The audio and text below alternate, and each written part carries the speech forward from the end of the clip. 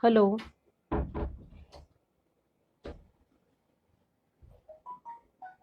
अगर मैं दिख रही हूँ तो आप लोग में से कोई मुझे कमेंट करेगा।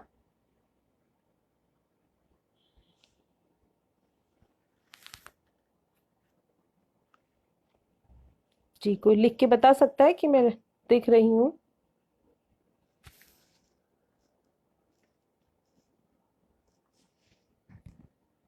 हेलो।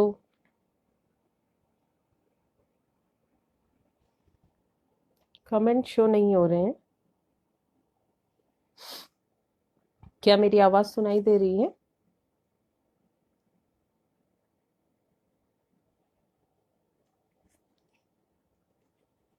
अगर मैं दिख रही हूँ तो प्लीज।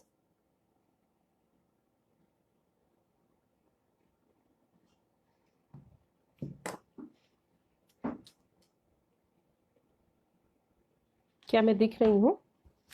मेरी आवाज प्रॉपर है?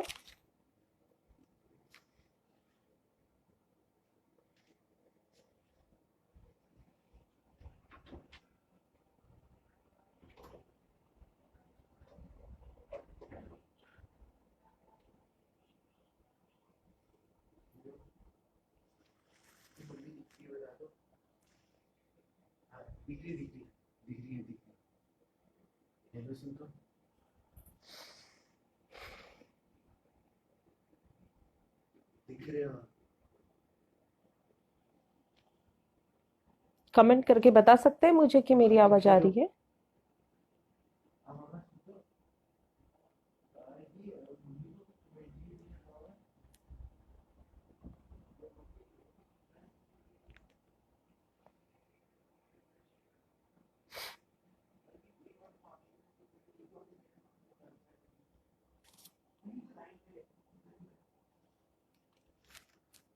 जी, ठीक है। नमस्कार शोभा जी। शुक्रिया। जी, थोड़ी सेटिंग मेरी गड़बड़ हो गई थी, फेसबुक करप्ट हो गया था। दूसरे फोन से मैं लाइव आ रही हूँ। जी, दो चार लोग और जुड़ जाएं तो मैं अपनी बात रखती हूँ। शुक्रिया शोभा जी।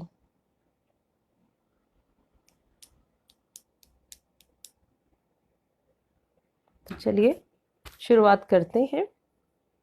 देवभूमि उत्तराखंड से देवभूमि उत्तराखंड की सांस्कृतिक नगरी अल्मोड़ा से स्नेह का आप सभी लोगों को नमस्कार, आदाब, सलाम।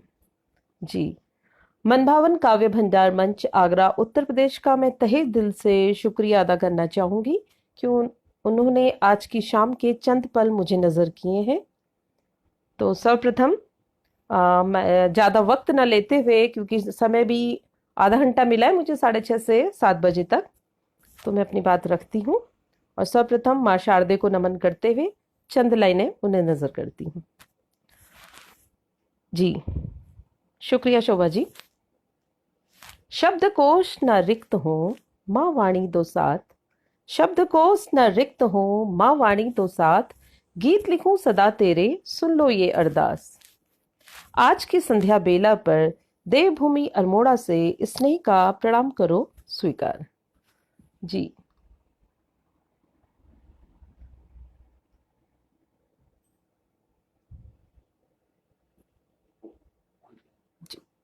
हल्की ठंड से कुछ ज्यादा ही अब ठंड होने लगी है। मैं पहाड़ से हूँ, सीधे हिमालय की जगह से हूँ, तो हल्की ठंड से कुछ ज्यादा ही अब ठंड होने लगी है। वैसे हम तो बाशिंदे हैं ही पहाड़ के, और ये ठंडी हमसे बर्दाश्त होती भी है, तो पहाड़ों से अपनेपन का एहसास कराती है ठंड। असल में हमें हमें हमारे हमारे हिमालय के और करीब ले आती है। तो चलिए, मैं कविताओं में बहुत ज्यादा प्रेम नहीं लिख पाती हूँ, मिट्टी से जुड़ी हूँ तो मिट्टी की ही बातें ज्यादातर करती हूँ। शुक्रिया माधवी जी। शुक्रिया आगरा मंच उत्तर प्रदेश का मन भावना, जिन्होंने आज मुझे ये मौका दिया यहाँ पे लाइव आने का। तो चलिए, मैंने आपसे कहा है कि मैं मिट्टी से जुड़ी हूँ तो मिट्टी की बातें ही ज्यादातर करती हूँ, और बहुत ज्यादा इश्क मैं लिख नहीं पाती, इश्क और प्रेम। वैसे इश्क मुझे अपने हिमालय से ही है, हिमालय की बेटी हूँ। तो पहली जो मेरी कविता है मैं हिमालय को ही नजर करती हूँ। ठीक है, आ गया है जी। ओ हिमाल, ओ हिमाल पहाड़ के पीछे, यदि तू मुझे नजर नहीं आता है तो मुझे पहाड़ में पहाड़ नजर नहीं आता है। वो कुछ महीने जब तू छिपा रहता है धुंध के पीछे, कर रहा होता है अपना श्रृंगार, यहाँ बेचैन निगाहें हर पल तेरे अस्तित्व को, हर पल तेरे अस्तित्व के आगे लगी रहती हैं, धुंध को देखते रहती हैं। अब जब धुंध के बाद तू नजर आता है तो पहाड़ को भी अपना वजूद नजर आता है, क्योंकि तब तेरे यहाँ और मेरे यहाँ मौसम एक हो जाता है। इश्क करती हूँ तुमसे बेपनाह और वो इश्क इस मौसम में मुझे साफ नजर आता है। शुक्रिया दोस्तों जी।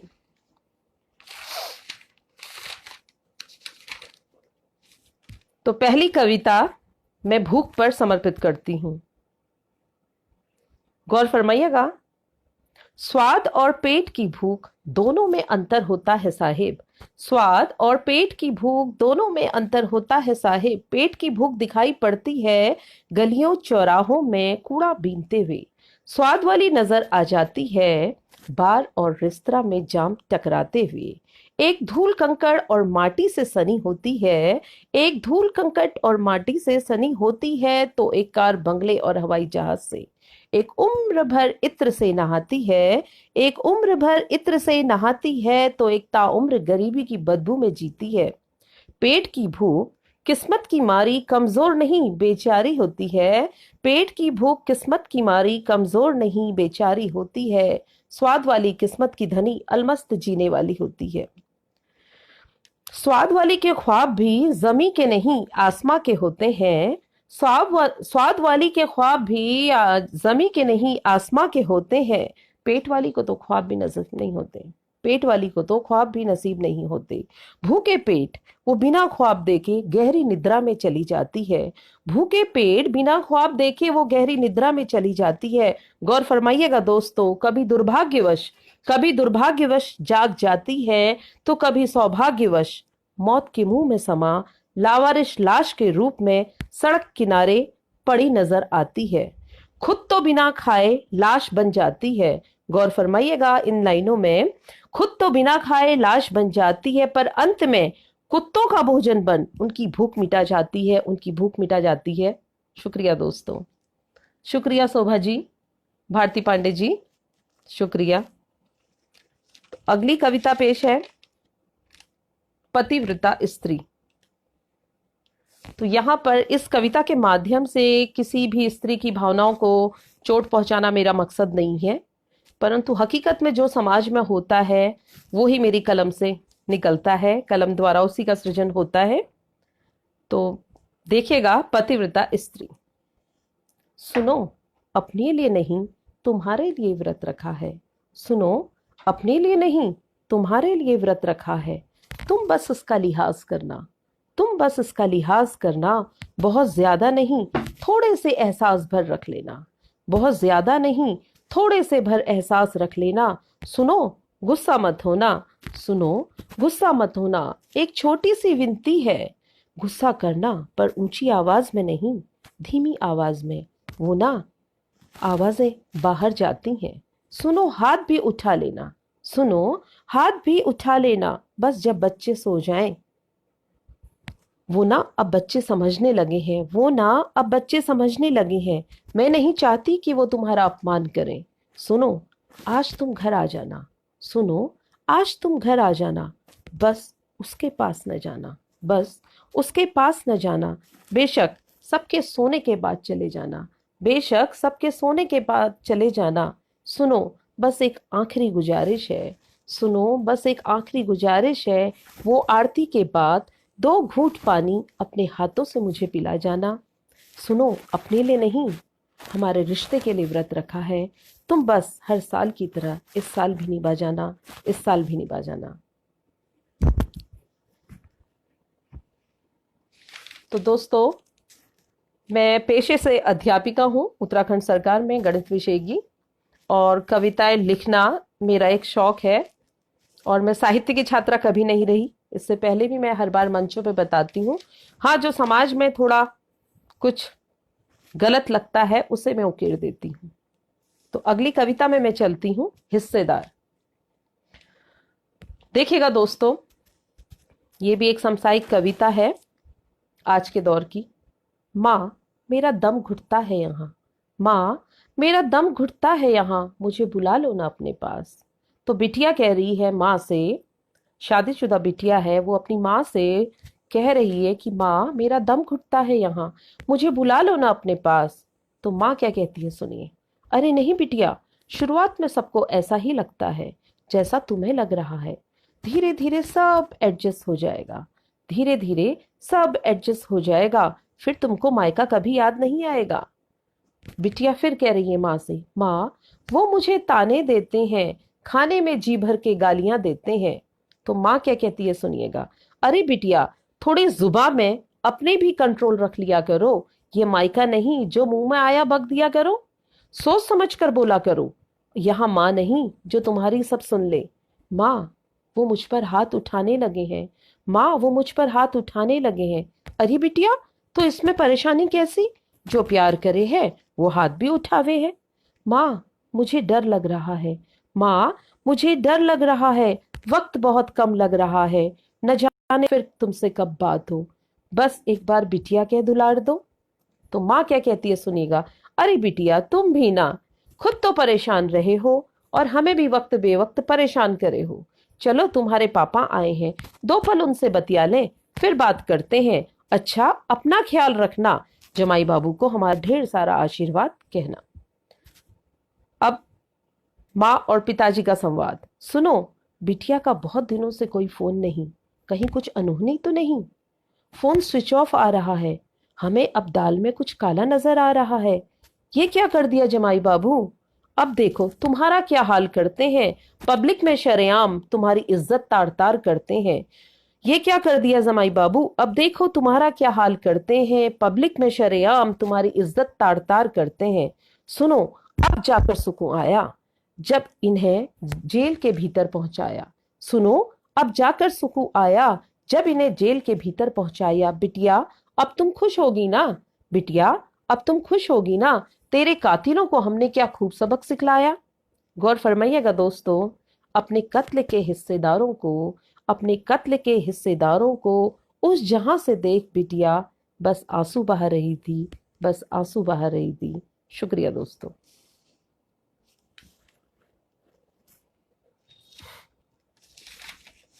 इसके बाद की कविता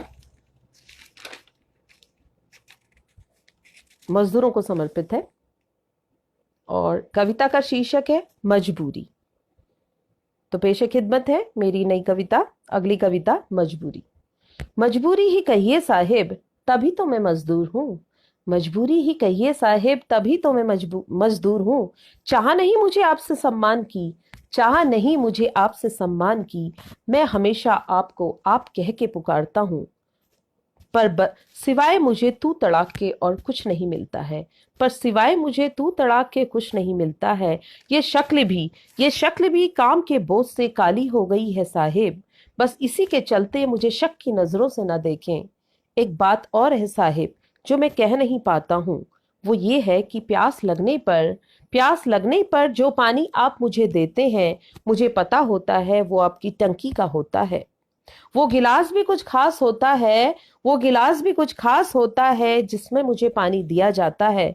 बना होता है एक मजदूर के लिए, होता बस बड़े घर में ही है, होता वो बस बड़े घर में ही है, पर घर के किसी कोने में पड़ा हुआ। उसे आम और खास दोनों बर्तनों से दूर रखा जाता है, उसे आम और खास दोनों बर्तनों से दूर रखा जाता है। मजबूरी उसकी भी देखिए साहिब, मजबूरी उसकी भी देखिए साहिब, क्योंकि वो एक मजदूर के लिए बना होता है, क्योंकि वो एक मजदूर के लिए बना होता है। शुक्रिया दोस्तों। मुझे कमेंट्स दिख नहीं रहे हैं इसमें।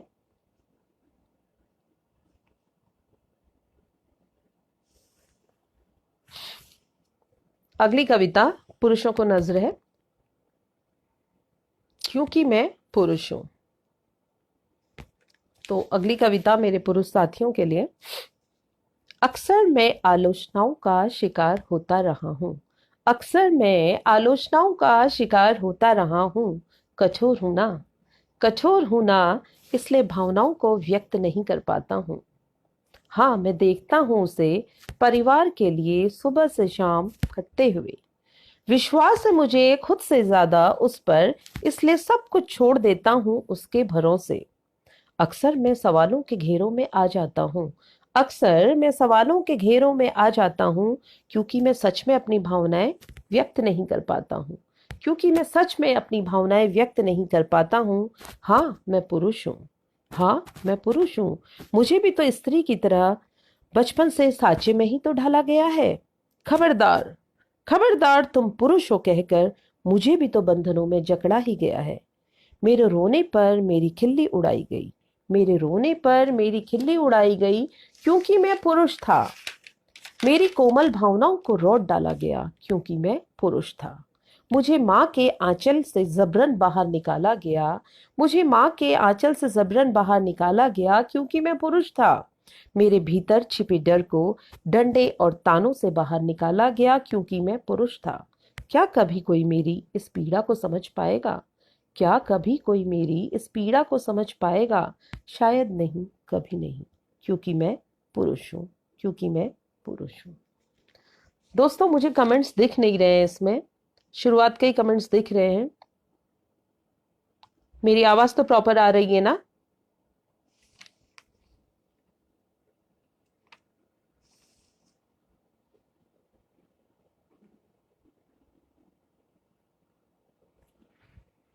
चलिए, मुझे दिख नहीं रहे कमेंट्स, लेकिन समय बर्बाद न करते हुए मैं अपनी एक नई कविता आप लोगों को सुनाती हूँ। खुद के पैरों में खड़ी स्त्रियां। अगली कविता पेशे खिदमत है। खुद के पैरों में खड़ी स्त्रियां। खुद के पैरों में खड़ी स्त्रियां सबकी आंखों में खटकती हैं। किसी को बददिमाग तो किसी को चालाक नजर आती हैं। किसी को बददिमाग तो किसी को चालाक नजर आती हैं। उनका तेजी से घर से निकलना और थके कदमों से घर के अंदर आना। उनका तेजी से घर से निकलना और थके कदमों से घर के अंदर आना हर किसी को अभिनय मात्र लगता है। उनका पुरुषों से बात करना अक्सर चाल चलन पर उंगली उठा जाता है। अक्सर उनके चाल चलन पर उंगली उठा जाता है। अजी, बाहर वालों की तो छोड़िए, ये अंदर वालों की भी नजरों में नजर आता है। अक्सर बाहर से कठोर आने वाली ये स्त्रियां अंदर से बेहद कमजोर होती हैं। रुपया पैसा तो हाथ का मैल है। रुपया पैसा तो हाथ का मैल है। ये नौकरी वाली स्त्रियां केवल प्यार और विश्वास की भूखी होती हैं। उनका घर जल्दी आना और कभी देर से आना। उनका घर जल्दी आना और कभी देर से आना इस प्रश्न का इंतजार करता है। गौर फरमाइएगा दोस्तों। पहला, इतनी जल्दी? अरे, इतनी जल्दी कहाँ गई थी? दूसरा, अरे इतनी देर कहाँ से आ रही हो? और ये पूछने वाली कोई और नहीं, उनकी अपनी कौम की ही स्त्रियां होती हैं। पलट के सही जवाब देने पर पलट के सही जवाब देने पर ये खुद के पैरों में खड़ी स्त्रियां वाकई में बददिमाग और चरित्रहीन हो जाती हैं। वाकई में बददिमाग और चरित्रहीन हो जाती हैं। शुक्रिया दोस्तों। और मुझे अभी भी कोई कमेंट्स नहीं दिख रहे हैं।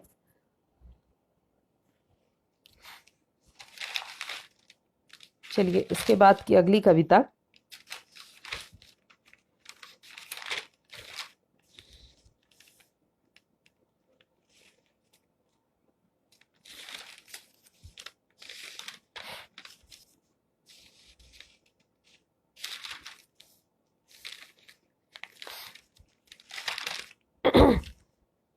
दहलीज।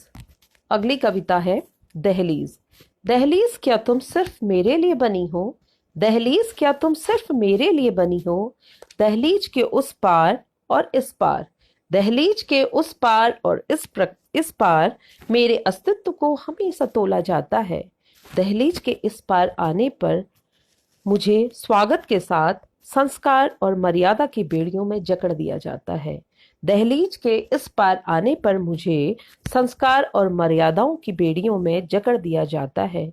दहलीज के उस पार जाने पर उसे लांघना शब्द से जोड़ दिया जाता है। संस्कार और मर्यादा को इस पार खींचकर मुझे तुरंत ही कुसंस्कारी की संज्ञा देकर चरित्रहीन साबित कर दिया जाता है। और सबूत के तौर पर गौर फरमाइएगा दोस्तों, और सबूत के तौर पर ओ दहलीज हमेशा तुझे ही पेश किया जाता है, हमेशा तुझे ही पेश किया जाता है। तो दोस्तों मैं इसी तरीके की कविताएं लिखती हूँ, तो आगे भी आप लोगों को शायद बोर कर रही हूँ या क्या कर रही हूँ, मुझे कुछ अंदाज नहीं आ रहा है, क्योंकि मुझे कोई भी कमेंट्स नहीं दिख रहे हैं। और आशा कर रही हूँ कि आप लोग शायद मुझे देख रहे हैं सही तरीके से और मेरी आवाज सुन पा रहे हैं, तो इसलिए मैं कंटिन्यू कर रही हूँ अपने आप को। अगली कविता पेश है, मुखौटे। मेले में मिलने वाले मुखौटे बचपन से ही हमें खूब भाते थे। मेले में मिलने वाले मुखौटे हमें बचपन से ही खूब भाते थे। चेहरे में इन्हें लगाए हम खूब जी बहलाते थे। चेहरे में इन्हें लगाए हम खूब जी बहलाते थे। उम्र के इस दौर में आकर पता लगा, उम्र के इस दौर में आकर पता लगा कि बिना मुखौटों के तो जीना है दुश्वार। बिना मुखौटों के तो जीना है दुश्वार। झूठ फरेब और दिखावे के मुखौटे अब मेले में नहीं, असलियत में हर घर में नजर आते हैं। हम अपने भाव और पीड़ा छिपाने के लिए, हम अपने भाव और पीड़ा छिपाने के लिए अक्सर इनका प्रयोग नजर करते आते हैं, अक्सर इनका प्रयोग नजर करते आते हैं। शुक्रिया दोस्तों, समय भी देख रही हूं। और इसके बाद की एक कविता है, ये मुझे मेरी सबसे प्रिय कविता लगती है, अभिव्यक्ति। इसे मैं हर मंच पे सुनाती हूँ अधिकतर। तो पेश खिदमत है मेरी अगली कविता, अभिव्यक्ति। दरवाजे पे सब कान लगाए खड़े थे, वारिस जो आने वाला था। दरवाजे पे सब कान लगाए खड़े थे, वारिस जो आने वाला था। मोतीचूर का डिब्बा हाथ लिए बेसब्री से बाहर सब इंतजार कर रहे थे। किलकारी गूंजते ही दादी ने के कान खड़े हो गए। किलकारी गूंजते ही दादी के कान खड़े हो गए। अरे किलकारी तो लड़की जैसी लागी है। उफ ये क्या, उफ ये क्या, स्त्री होकर स्त्री से घृणा। चलो पहला बच्चा है कहकर सबने उसे अपना तो लिया। संस्कारों और मर्यादा की बेड़ियों से उसे बांध दिया। पराया धन है कहकर, पराया धन है कहकर उसे अपने ही घर में सबने मेहमान बना दिया। घर में मौजूद पुरुषों ने ही नहीं बल्कि अपनी प्रजाति ने भी उसका साथ कभी नहीं दिया। घर में मौजूद पुरुषों ने ही नहीं बल्कि अपनी प्रजाति ने भी उसका साथ कभी नहीं दिया। अपना पल्ला झाड़कर उसे अब दूसरे खूंटे बांध दिया। अपना पल्ला झाड़कर उसे अब दूसरे खूंटे बांध दिया। आशा उसे यहाँ भी किसी से नहीं थी। आशा उसे यहाँ भी किसी से नहीं थी। पर कब माँ बनूं ये अभिलाषा जरूर उसमें निहित थी। पर कब मैं माँ बनूं ये अभिलाषा उसमें जरूर नहीं थी। और वो दिन भी करीब आया, गोद में उसे उसका ही वजूद नजर आया। और वो दिन भी करीब आया, गोद में उसे उसका ही वजूद नजर आया। जी भर के उसने तब उसे निहारा, जी भर के तब उसने उसे निहारा। चूम चूम के अपने हिस्से का ना मिला प्यार उस नन्ही परी पर बरसाया। अपनी भावनाओं को कभी भी व्यक्त ना कर सकने के कारण, गौर फरमाइएगा दोस्तों, अपनी भावनाओं को कभी भी व्यक्त ना कर सकने के कारण आज उसने अपने अंश को अभिव्यक्ति नाम देकर समाज से लड़ने लायक बनाया, समाज से लड़ने लायक बनाया। शुक्रिया दोस्तों।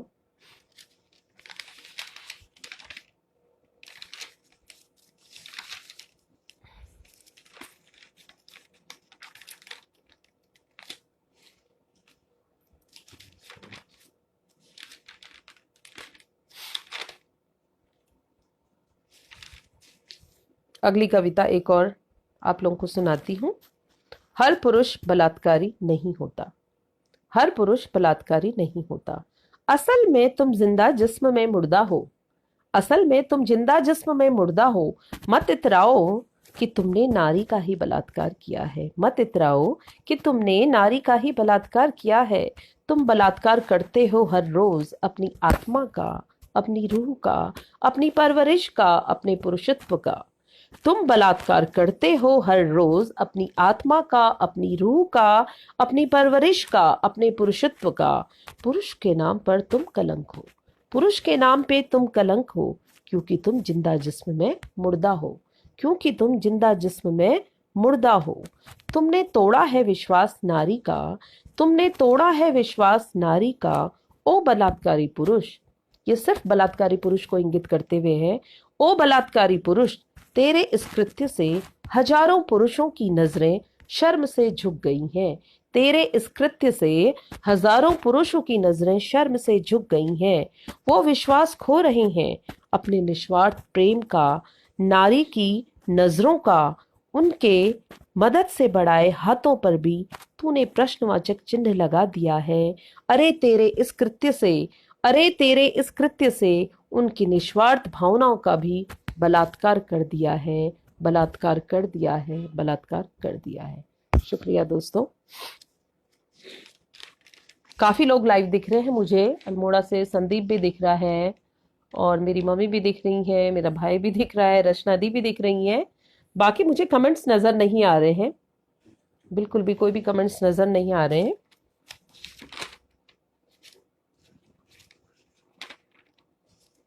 अगली कविता,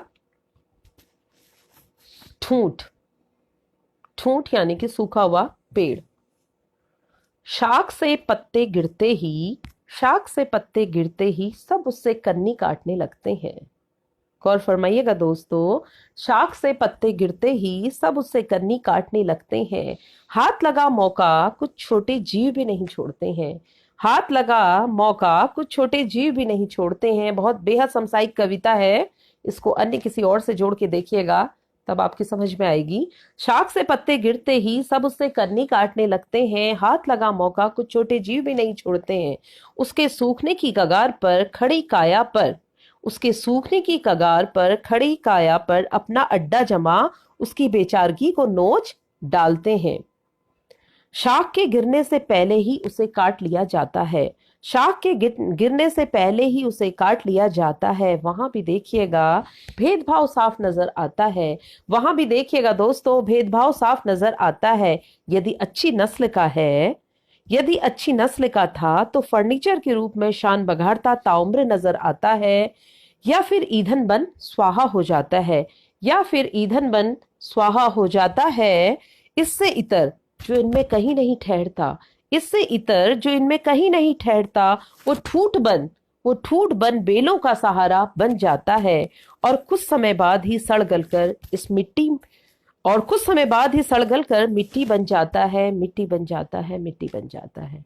तो दोस्तों समय भी हो रहा है, समय मेरे को दिया था 6:30 से लेकर 7 बजे तक का, तो शायद मुझे लगता है मैंने समय का सही तरीके से उपयोग कर लिया है।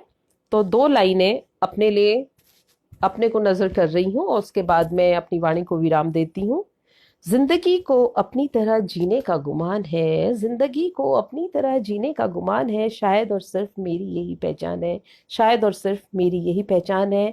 तो इन्हीं शब्दों के साथ आज आप लोगों से विदा लेती हूँ। मेरी कविताएं आपको अच्छी लगी या नहीं लगी, ये मैं अभी कमेंट्स बॉक्स में जब बाहर आऊंगी तभी मुझे पता लगेगा और कितना आप लोगों ने एंजॉय करा है। इसी के साथ ही आप लोगों से विदा लेती हूँ। शुक्रिया दोस्तों, सब बात है।